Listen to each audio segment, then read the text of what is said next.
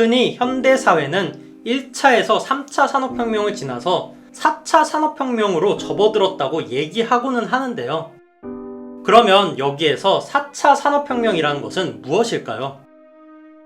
4차 산업혁명이라고 하면 많은 사람들이 빅데이터나 인공지능 그리고 IoT 같은 것들을 떠올리는데, 보다 4차 산업혁명을 간단하게 표현을 하자면 기술의 융합과 초연결 사회로 정의를 할 수가 있습니다.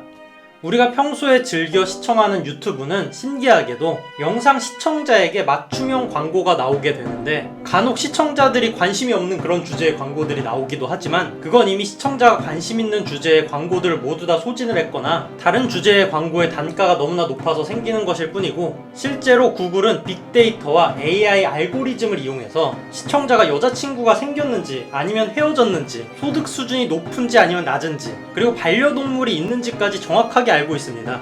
이러한 정보들을 알아냄으로써 시청자가 앞으로 어떤 상품에 관심을 가질지, 어떠한 영상을 보게 될지를 예측을 하게 되는 것이죠.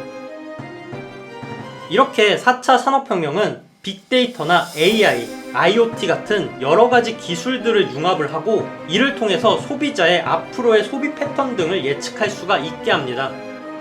그런데 이러한 기술은 소비자들의 수요 예측을 하는 것이 굉장히 중요한 사업에서도 요긴하게 사용이 될 수가 있는데, 그 중에 하나가 바로 전력 산업입니다. 다들 아시다시피 현대사회는 전기 없이 살아갈 수 없는 사회이며 전기가 반드시 필요하죠. 하지만 전기에너지의 단점은 저장을 하기가 힘들다는 것이고, 또한 시간대별로 전력 사용량이 크게 변하기 때문에 전력 사용량이 많아지는 시기에 전력이 모자라면 정전이 발생을 할 수도 있습니다. 반대로 수요에 비해서 너무나도 많은 잉여 에너지를 생산을 하면 쓸데없이 비용이 지출이 될 뿐만이 아니라 환경오염과 자원 낭비 같은 문제가 생기게 되기 때문에 사용량이 높아질 것을 대비해서 무작정 너무 많이 전력을 생산하는 것 또한 문제입니다. 이러한 이유로 원전은 친환경이지만 이렇게 부하량을 조절하기가 힘들기 때문에 무작정 늘릴 수만도 없는 상황입니다. 결국 전력 사업의 핵심은 공급과 수요를 정확하게 예측하는 것이 중요한데요. 프랑스의 에너지 관리 및 자동화 회사인 슈나이더 일렉트릭은 2030년까지 신재생 에너지로만 에너지를 100% 사용한다는 목표를 가지고 있는데, 이 회사의 본사 건물 르하이브는 에너지 사용량을 10년 사이에 절반 이상 줄이면서 세계적으로 가장 에너지를 효율적으로 사용하는 건물이라는 평가를 받았습니다. 르하이브 뿐만이 아니라 이렇게 에너지를 거의 사용하지 않거나 신재생 에너지만으로 추가적인 에너지 공급 없이 건물 전체의 에너지 수요를 충족하는 건물을 GEB, 즉 제로 에너지 빌딩이라고 합니다. 이러한 건축물은 고성능의 단열 효과를 이용해서 에너지의 손실을 최소화하고 태양광, 풍력, 지열 같은 신재생 에너지를 통해서 건물에 필요한 모든 에너지를 생산을 하게 됩니다. 또한 제로 에너지 하우스에서는 이렇게 생산된 에너지 중에 남는 에너지는 이를 필요로 하는 수요층에 팔 수가 있는데, 그렇게 함으로써 에너지 프로슈머의 역할도 하게 되는 것입니다.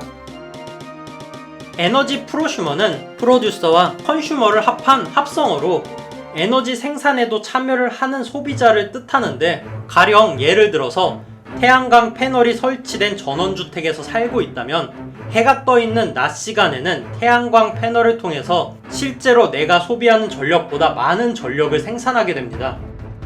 반면에 에너지를 생산하지 못하는 시간에는 소비자가 되게 되지만, 대신에 낮에 에너지를 생산하는 양이 소비하는 양보다 많으면 잉여 전력을 판매를 할 수가 있습니다.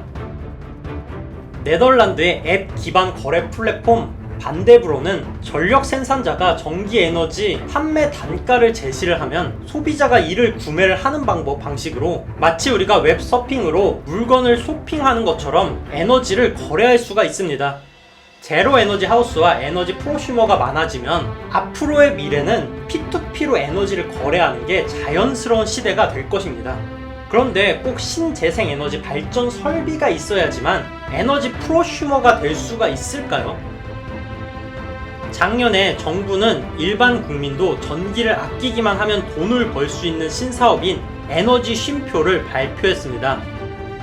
에너지 쉼표는 전력 소비자가 사전 약정한 전력 수요 감축 이행 시에 이에 대한 보상금을 지급하는 서비스로 국가 전력 피크 시간대에 수요를 감축하여 실제 공급을 늘리는 효과에 대하여 보상금이 지급되는 서비스라고 볼 수가 있습니다. 전력거래소에서 미세먼지가 심해지거나 전력 수급 비상 상황에 석탄 발전소 가동을 줄여야 할 경우에 수요 감축을 요청을 하고 에너지 쉼표 가입자들이 전기 사용을 줄이면 돈을 벌 수가 있는 구조인데요.